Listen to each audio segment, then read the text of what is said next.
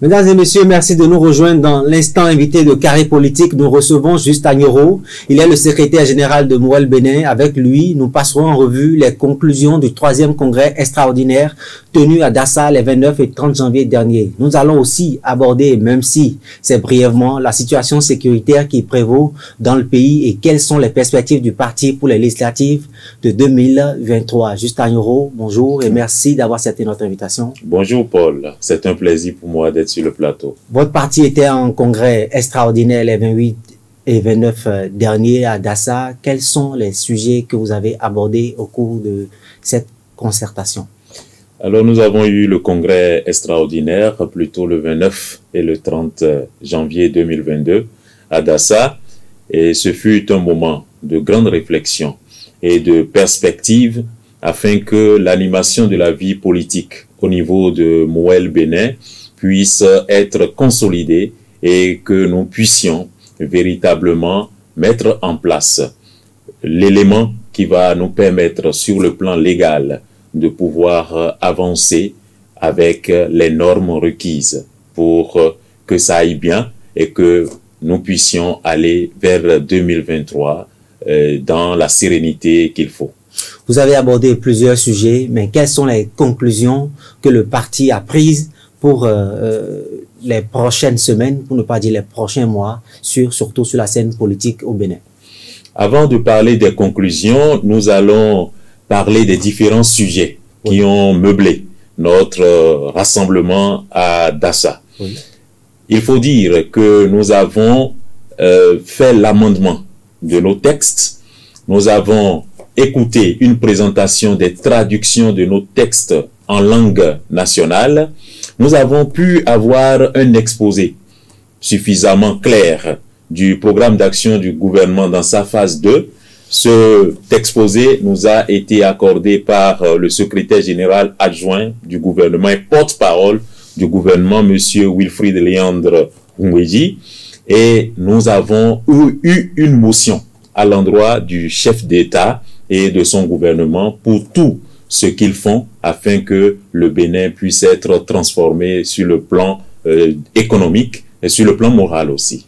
Pourquoi, au cours d'un congrès extraordinaire organisé par un parti comme Mouwel Bénin, qui est connu comme l'un des plus grands soutiens du chef de l'État, pourquoi au cours d'une concertation pareille, le porte-parole du gouvernement vient encore parler du PAG comme si ceux à qui il s'adressait n'étaient pas convaincus de ce programme? Nous sommes convaincus de ce programme. Les latins disent « bis repetita placens », les choses répétées plaisent. Alors nous avons voulu véritablement épouser ce plaisir en écoutant encore une fois le porte-parole du gouvernement qui nous a permis véritablement d'internaliser ce programme d'action du gouvernement. Dans le cadre de l'animation de la vie politique, il est important que nous puissions comprendre ce que le gouvernement prévoit étant un parti de la mouvance, ce que le gouvernement prévoit pour que le Bénin soit transformé. Et une fois que nous avons compris cela, il nous importe de vulgariser cela. Et cette vulgarisation passe par une compréhension exhaustive de ce qui est prévu pour notre Bénin révélé. C'est pour cela que nous avons eu encore du plaisir à écouter la clarté du programme d'action du gouvernement que nous a offert le porte-parole du gouvernement. Donc c'était pour nous très important d'avoir les éléments qui vont nous permettre, une fois que nous animons la vie politique, de montrer que les choses changent, que le Bénin s'anime et que le Bénin bouge. Une fois que vous avez davantage compris le contenu de ce programme, quelles seront donc les actions que vous allez prochainement mener à l'endroit des populations qui sont surtout concernées par ce programme? Nous allons montrer que le gouvernement du président Patrice Talon n'est pas dans la démagogie. Vous avez vu qu'il a fait le tour du Bénin, il a visité nos 77 communes et il a pu montrer dans nos langues locales, et nous traduisons déjà nos textes dans les langues locales, il a pu montrer au peuple béninois ce qu'il est en train de faire pour que le Bénin puisse véritablement épouser des idéaux de développement. Alors, étant un parti de la mouvance, nous nous inscrivons dans cette logique en relayant davantage ce qui est prévu pour que le Bénin puisse connaître son développement à travers la fourniture d'énergie, à travers les infrastructures, à travers la lutte contre la corruption, à travers la bonne gouvernance qui s'instaure au Bénin. Donc, il nous s'agit de constituer ce courroie de transmission, cette courroie de transmission, afin que le message lancé par le chef de l'État et son gouvernement soit compris par les populations à la base. Alors, c'est ce travail que nous faisons à l'endroit de nos militants et à l'endroit des populations. Donc, nous jouons un rôle important dans la transmission des messages. Un rôle important dans la transmission des messages. Vous n'êtes pas sans savoir que en 2023, il y a les élections législatives qui se pointent à l'horizon.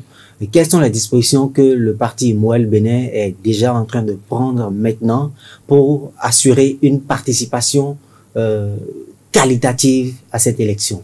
Nous notons qu'au niveau des professionnels des médias, il y a un regain d'intérêt à l'endroit du parti Mouel Bénin. Et ici, nous voudrions véritablement décerner un satisfecit à l'honorable Eustache Akovi, qui est venu à ce congrès au nom du BR et qui montre que si nous poursuivons cette dynamique, Mouel Bénin va devenir la moelle épinière de la politique au Bénin. Nous avons reçu des dithyrambes, mais nous ne sommes pas logés dans l'autosatisfaction. Pour nous, il faut activer les leviers afin de pouvoir concrétiser les éloges qui sont formulés à notre endroit. Et lorsqu'on entend moelle épinière, vous voyez bien que nous constituons la transmission entre le corps et le cerveau. Donc notre rôle est prépondérant. Ce qui fait que, véritablement, nous ne devrons pas travailler dans l'improvisation. Vous voyez bien, tout ce que nous faisons, c'est que nous suivons nos textes. On a eu un conseil national à Azové, où il y a eu une élection. Maintenant, le congrès extraordinaire permet d'entériner ce qui a été fait au conseil national à Azové, où des autorités ont été élues au sein du parti. Ça veut dire que Mouel Bénin tient au respect des textes. Et c'est cela que le président Patrice Talon essaye de prêcher, respecter les textes. Et le président Jacques Ayadi tient formellement à ce que nous avons prévu dans nos textes, nous puissions l'exécuter. Ça, c'est ce qu'il y a noté d'intéressant au niveau du parti Mouel Bénin. Après, le parti Mouel Bénin travaille dans l'anticipation. Nous sommes dans la planification. Et pour planifier, il faudra établir solidement les stratégies qui vont nous permettre de pouvoir aller aux élections en 2023 et de pouvoir conquérir la victoire. Pour cela, nous ne devrions pas être attentistes. Nous devrions véritablement déployer la volonté, le sens du travail, la culture de l'excellence afin d'y arriver. Donc, nous ne nous considérons pas comme un petit pousset. Nous voulons nous prendre au sérieux. Nous voulons que les gens nous prennent au sérieux, ce qui fait que nous montrons que nous sommes véritablement une force politique. Nous sommes un bloc à prendre au sérieux et cela se justifie par les ralliements des jeunes et des femmes que nous notons sur le territoire national. Il y a également eu quelques démissions au sein du parti. Oui. Il n'y a pas eu que des ralliements. Il n'y a pas eu que des ralliements, mais nous considérons cette démission comme un épiphénomène parce que les ralliements sont encore plus importants que les démissions. Donc, nous avons de nouvelles personnes qui sont véritablement éduquées au militantisme, qui viennent à nous. Nous avons de nouvelles intelligences. Nous avons véritablement des gens qui veulent que le parti puisse être propulsé. Donc, les démissions, nous considérons cela comme un élément participant à la vie de groupe. Mais qui sont ceux qui viennent? Ceux qui viennent sont plus nombreux que ceux qui démissionnent. Ça veut dire que sur l'échiquier politique, nous arrivons à établir la crédibilité, nous arrivons à faire asseoir ce que le président Jacques Ayadi appelle le soubassement paradigmatique. Nous sommes en train de changer les donnes et cela plaît aux Béninois et aux Béninois. Cela plaît surtout aux jeunes et aux femmes qui trouvent l'espace nécessaire pour pouvoir s'exprimer. Quand vous observez nos ralliements, vous voyez que ce sont les jeunes qui parlent, ce sont les femmes qui parlent. Cela veut dire que véritablement il y a une certaine justice qui s'observe au sein du parti afin que tout le monde ait droit au chapitre. Donc c'est un élément qui rassure ceux qui nous observent et aujourd'hui nous voyons que ce soit à Gaonga, dans la Donga, que ce soit au niveau de Hueyogbe, dans le Mono, nous voyons des gens qui viennent vers nous pour dire oui, nous allons faire route ensemble. Et cela nous importe plus que les démissions. Juste à Nioro, lors des dernières, des dernières communales, j'allais dire, et des dernières législatives, votre parti n'a pas pu lever des sièges en raison du nouveau code électoral et de la nouvelle charte des partis politiques. Est-ce que en 2023, Moël Bénin donne l'assurance de ce que, compte tenu des assises, des cellules de base dont le parti dispose actuellement, que le parti, que Moël Bénin arrivera à décrocher des sièges au Parlement? Je suis heureux, je sens que vous nous suivez. Vous avez parlé de cellules de base et c'est important. Nous consolidons nos bases. Cela permet de gonfler en nous l'optimisme. Cela nous permet d'être dopés sur le plan moral afin de pouvoir avancer. Vous avez indiqué des choses importantes pour un parti politique. Cela veut dire que nous travaillons, nous faisons un travail de longue haleine afin que les donnes puissent changer. Nous avons eu des expériences, certes douloureuses, mais cela ne nous a pas figés, cela ne nous a pas confiés à la fatalité. Nous avons eu de la réactivité, nous avons eu de la résilience, et cela se ressent sur la scène médiatique. Et vous voyez bien que nous sommes toujours en train de travailler. Vous voyez le parti aller faire des ralliements. Vous voyez le président Jacques Kayadji parrainer des événements de jeunes et de femmes. Tout dernièrement, on a parrainé les Jeux de Buntu, les Olympiades de Buntu au stade de l'Amitié. Nous sommes allés à Kobe pour soutenir un artiste de renom, Bema Omede. Alors nous posons des actes comme ça pour montrer que véritablement nous travaillons à l'autodétermination. Ce que nous recherchons, c'est que dans les consciences, ce soit imprégné Moël Bénin pour que les gens puissent vanter ce parti, puissent montrer que ce parti veut véritablement soutenir les actions du chef de l'État et du gouvernement et veut asseoir une idéologie qui soit valable pour toutes et pour tous. Donc nous travaillons véritablement à développer cette proximité. Et la traduction des textes dans nos langues et certainement de certains éléments liés au programme d'action du gouvernement, cette traduction montre que nous recherchons que tout soit compris sur le plan politique par les populations. Donc, il y a cette autodétermination que nous instaurons au niveau de la conscience des Béninoises et des Béninois, et cela va conduire à la mobilisation sociale autour du parti et autour de ce que le gouvernement fait pour que tout change et pour que tout puisse être utile aux Béninoises et aux Béninois. Une toute dernière question avant que nous abordions un autre pan de cette émission. Vous avez parlé tout à l'heure de la jeunesse, de l'initiative de Buntu au stade de l'Amitié. Et quelle est la place que Moël Bénin donne à la jeunesse au sein de son parti? Et vous sentez qu'il ne s'agit même pas de donner de la place. La jeunesse prouve qu'elle doit prendre son destin en main. Et comme je le dis, quand vous observez les ralliements, vous ne voyez que des jeunes en train de se manifester. Vous voyez des jeunes en train de vibrer. Ouais, souvent, on veut faire de simples ralliements, mais ça se transforme en meeting parce que l'adhésion, l'amour que les gens ont pour le parti Moël Bénin finit par s'afficher et par s'enraciner. Alors, vous allez remarquer que nos ralliements sont des moments de fête.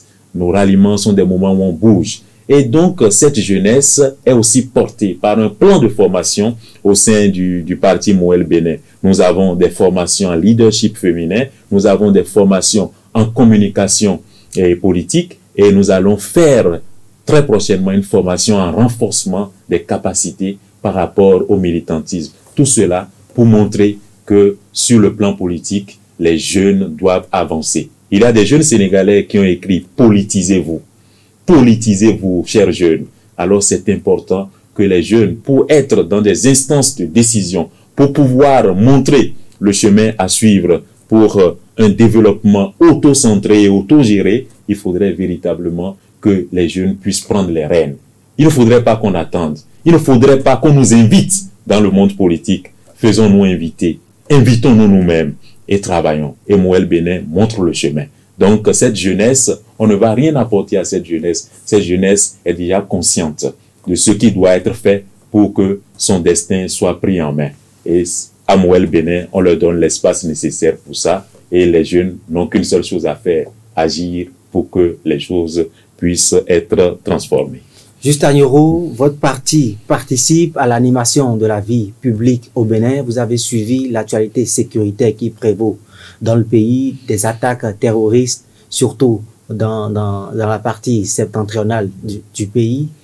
Quelle est l'avis, sinon la lecture que fait votre parti sur cette situation qui prévaut dans le pays et qui justement sévit aussi dans les pays de la sous-région? Vous auriez dû lire tout à l'heure chez moi une vive émotion. J'ai été saisi par une douleur intense lorsque vous avez évoqué cette situation sécuritaire au Bénin. Et le président Patrice Talon, dans son discours, a montré que les dispositions seront prises afin que la sécurité soit garantie pour tout le monde. Notre développement ne peut véritablement connaître son enracinement sans que la sécurité ne soit vraiment un pan important à prendre en compte. Et nous ne laissons pas cette sécurité à la police républicaine ou aux forces de défense et de sécurité. Nous voulons aussi travailler, cela nous l'avons mentionné dans nos tests au congrès extraordinaire à Dassazoumen. Nous voulons véritablement qu'il y ait une coproduction de la sécurité. Que ce soit toi, Paul, que ce soit moi, que ce soit telle autre personne, nous sommes appelés à asseoir des éléments liés à la sécurité. Nous sommes appelés à renseigner efficacement afin que les forces de défense et de sécurité, afin que la police républicaine ait véritablement l'espace pour pouvoir canaliser certaines choses, pour pouvoir poser des balises, pour que nous nous sentions en paix, pour vaquer à nos occupations et pour participer au changement dans notre pays. Donc c'est très important. Nous avons un rôle et ce rôle surgit de notre co-responsabilité afin que la sécurité soit quelque chose d'établi au niveau de chacun et de tous. Donc nous ne confions pas seulement cela aux autorités qui en ont la compétence, mais nous-mêmes, nous voulons nous donner cette compétence afin que la multiplicité des compétences puisse nous conduire à la performance en matière de sécurité. Un dernier message à l'endroit, un message d'assurance à l'endroit des populations béninoises. Oui, de cette émission. Oui, je voudrais leur dire que le parti Mouel Bénin s'attelle continuellement à pouvoir montrer sa crédibilité, à pouvoir montrer sa force pour aller de l'avant. Et nous souhaitons que les populations béninoises sur le plan sécuritaire aient la tranquillité nécessaire afin que ce développement que nous voulons aujourd'hui accélérer avec le programme d'action du gouvernement qui compte 342 projets, que cette sérénité puisse s'instaurer et que nous puissions travailler à cela. Donc, j'invite les Béninoises et les Béninois à véritablement intégrer tout ce qui se fait pour que nous soyons non seulement réformés sur le plan des infrastructures, sur le plan physique, mais que nous soyons réformés aussi sur le plan mental, sur le plan psychologique. Parce que c'est le capital humain qui arrive véritablement à installer le développement qu'il faut. Voilà.